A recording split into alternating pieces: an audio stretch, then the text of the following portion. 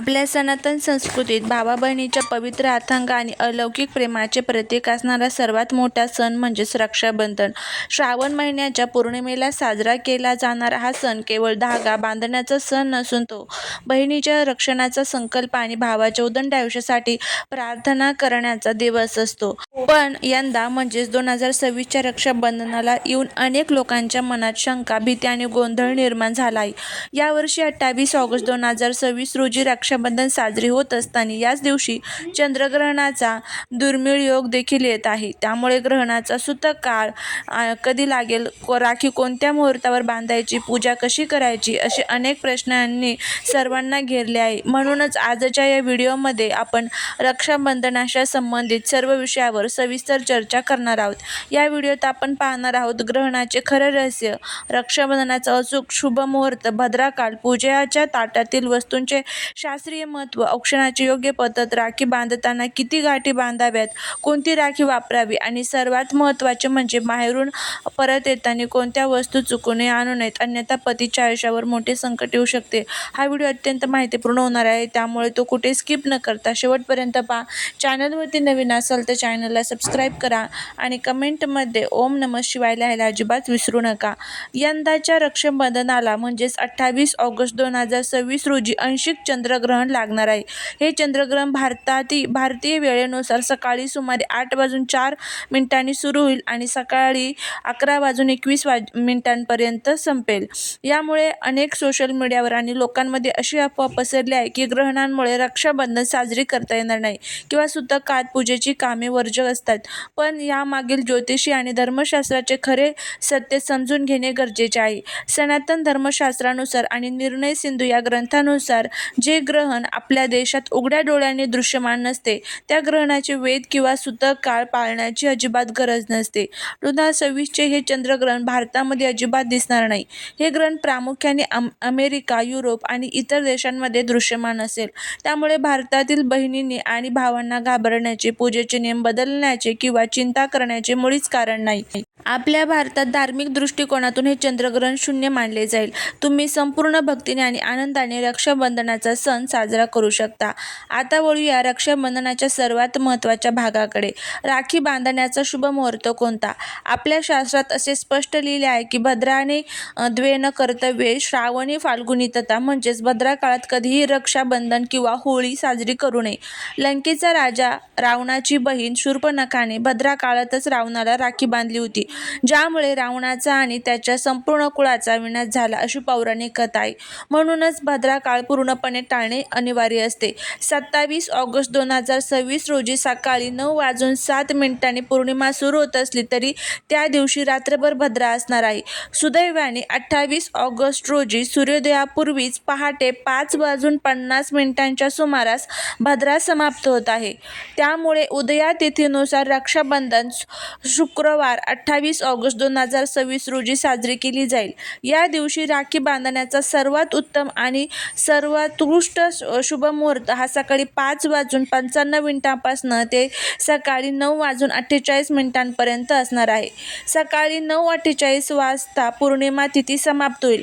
म्हणजेच काय तर 28 तारखेला भद्रा जो आहे तर तो आपल्याला पाळायची अजिबात गरज नाही, कारण 27 तारखेलाच भद्रा काळ जो आहे तर तो संपून जाणार आहे. म्हणजेच रक्षाबंधनाच्या दिवशी भद्रा काळ हा अजिबात आपल्याला राहणार नाही. पण आपल्याला राहू काळ जो आहे तर तो या दिवशी पाळायचा आहे. राहू काळ सुमारे 1.5 तासाचा असतो. तो राहू काळ पाळून त्यानंतर तुम्हाला पूजा जी आहे तर ती करून घ्यायची आहे, म्हणजेच राखी जी आहे तर ती बांधून घ्यायची आहे. अशा पद्धतीने आपल्याला या सर्व गोष्टी पाळायच्या. शक्यतो या सकाळी 9:45 वाजेपर्यंतच्या काळातच बहिणीने आपल्या भावाला राखी बांधावी. जर यावेळी शक्य नसेल तर मग दिवसभरात शुभ चौघडिया किंवा अभिजित मुहूर्तावर राखी बांधू शकता. रक्षाबंधनाला भावाचे औक्षण करण्यासाठी पूजेचे ताट अत्यंत सात्विक पद्धतीने सजवणे गरजेचे असते. औक्षणाच्या ताटात केवळ वस्तू ठेवणे पुरेसे नसून प्रत्येक वस्तू मागे एक विशिष्ट आध्यात्मिक ऊर्जा असते. ताट सजवताना त्यात खालील वस्तू नक्की ठेवाव्यात. कुंकू हे सौभाग्याचे आणि ऊर्जेचे प्रतीक आहे. हळद ही आरोग्य आणि समृद्धीचे प्रतीक आहे. अक्षदा ज्या तुटलेल्या नसतात. ते तांदूळ हे पूर्णत्वाचे प्रतीक मानल्या जातात. आरतीसाठी तांब्याचा किंवा पितळेचा दिवा लावून त्यात शुद्ध देशी गाईचे तूप वापरावे. यामुळे घरातील सर्व नकारात्मक ऊर्जा नष्ट होते. ताटात थोडे गंगाजल आणि हिरवी दुर्वा ठेवावी. दुर्वा ही विघ्नहर्ता गणपतीला प्रिय असून ती भावाच्या आयुष्यातील विघ्न दूर करू शकते. भावाचे तोंड गोड करण्यासाठी ताजी आणि शुद्ध मिठाई ठेवा. देवाला अर्पण करण्यासाठी आणि भावासाठी अशा 2 राख्या ताटात ठेवाव्यात. शास्त्रोक्त पद्धतीने राखी कशी बांधावी याची संपूर्ण विधी जाणून घेऊया. सर्वात प्रथम बहिणीने स्नान करून स्वच्छ सात्विक वस्त्रे परिधान करावीत. सर्वात आधी घरातील देव्हाऱ्यात जाऊन भगवान श्री गणेश, भगवान श्रीकृष्ण आणि आपल्या इष्टदेवतेला प्रणाम करावा आणि पहिली राखी देवाच्या चरणी अर्पण करावी. भावाला लाकडी पाटावर बसवावे. भावाचे तोंड पूर्व किंवा उत्तर दिशेला असावे. हे लक्षात ठेवा की भावाच्या डोक्यावर रुमाल, टोपी आणि कापड असावे. उघड्या डोक्याने कधीही औक्षण करू नये. बहिणीचे तोंड पूर्वेकडे असावे. बहिणीने भावाच्या कपाळावर आधी हळदी कुंकवाचा सुंदर टिळा लावावा. त्यावर अखंड अक्षता लावाव्यात. आता भावाच्या उजव्या हाताच्या मनगटावर राखी बांधावी. शास्त्रानुसार राखी बांधताना 3 गाठी मारणे अत्यंत आवश्यक असते. पहिली गाठ ब्रह्मा म्हणजेच निर्मिती, दुसरी गाठ विष्णू म्हणजेच पालन पोषण आणि तिसरी गाठ शिव म्हणजेच महेश म्हणजेच रक्षण यांच्या नावाने मानली जाते. या 3 गाठी भावाचे आयुष्य, आरोग्य आणि यशाचे रक्षण करतात. राखी बांधल्यानंतर तुपाच्या दिव्याने भावाला 3 वेळा घड्याळाच्या दिशेने ओवाळावे. त्यानंतर भावाला मिठाई भरून त्याचे तोंड गोड करावे. औक्षण पूर्ण झाल्यावर भावाने बहिणीच्या पाया पडून तिचे आशीर्वाद घ्यावेत. तिच्या सुरक्षेची आणि मदतीची जबाबदारी स्वीकारावी आणि तिला तिची आवडती भेटवस्तू देऊन आनंदित राहावे. या दिवशी घरातील वातावरण सकारात्मक ठेवण्यासाठी काही नियम पाळणे अत्यंत आवश्यक आहे. रक्षाबंधनाला संपूर्ण घरात स्वच्छता ठेवावी. सकाळी उठून पितरांचे आणि देवांचे स्मरण करावे. राखी नेहमी रेशमी, सुती आणि मौली म्हणजेच कलाव्याची असावी. बाजारात मिळणाऱ्या प्लास्टिकच्या राख्या, काळ्या रंगाचे धागे किंवा ज्यावर अशुभ चिन्हे, क्रॉस किंवा भीतीदायक चित्रे आहेत अशा राख्या भावाला कधी बांधू नयेत. खंडित किंवा तुटलेली राखी बांधणे महापाप मानले जाते. या दिवशी घरात मांसाहार, कांदा, लसूण किंवा मद्यपान पूर्णपणे वर्ज्य असावे. भावा बहिणीने एकमेकांशी बोलताना रागाचा किंवा अपशब्दांचा वापर चुकूनही करू नये. आता वळूया सर्वात महत्त्वाच्या आणि संवेदनशील विषयाकडे. रक्षाबंधनानिमित्त प्रत्येक बहीण खूप कौतुकाने आणि आनंदाने आपल्या माहेरी जाते. माहेरच्या लोकांकडून मिळणारे प्रेम, आपुलकी आणि भेटवस्तू सासरी घेऊन येते. परंतु आपल्या शास्त्रात आणि वास्तुशास्त्रात अशा काही गोष्टी सांगितल्या आहेत ज्या माहेरून सासरी आणल्यास सासरच्या घरात वास्तुदोष निर्माण होतो आणि पतीच्या प्रगतीत, आरोग्यात आणि आयुष्यात अडथळे निर्माण होतात. ज्यामध्ये पहिली वस्तू आहे ती म्हणजे माहेरून कधीच आपल्याला आणायची नाही. ते म्हणजे सुरी, कात्री, ब्लेड किंवा कोणती टोकदार, धारदार वस्तू सासरी आणू नये.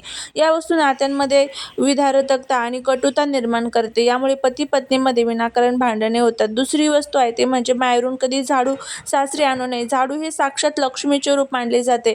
माहेरचे झाडू सासरी आणल्यास माहेरची आणि सासरची दोन्हीकडची आर्थिक आवक थांबते आणि पतीला कर्जाचा सामना करावा लागू शकतो. तिसरी वस्तू आहे ती म्हणजे माहेरून जुने, फाटलेले किंवा सासू नणंदेसाठी माहेरच्या इतर व्यक्तीचे वापरलेले कपडे आणू नयेत. माहेरून नेहमी नवीन आणि स्वच्छ वस्त्रेच आणावीत. चौथी वस्तू म्हणजे अनेक बहिणींना माहेरचं लोणचं खूप आवडतं, पण शास्त्रात मानले जाते की माहेरून थेट लोणच्याची बरणी सासरी आणल्यास संसारात आंबटपणा किंवा दुरावा येतो. आणायचे असल्यास लोणच्यासोबत काही गोड पदार्थ नक्की आणावेत. पाचवी वस्तू म्हणजे माहेरून कपडे किंवा इतर वस्तू आणताना जर एखादे भांडे, डब्बा, पातेले आणत असाल तर ते कधीही रिकामे आणू नये. रिकामे भांडे दरिद्रतेचे प्रतीक असते. त्या भांड्यात थोडे तांदूळ, साखर, नाणी किंवा मिठाई ठेवूनच ते सासरी आणावे. माहेरून येताना नेहमीच आईवडिलांचा आशीर्वाद, नवीन वस्त्रे, गोडधोड आणि धान्य घेऊनच सासरी यावे.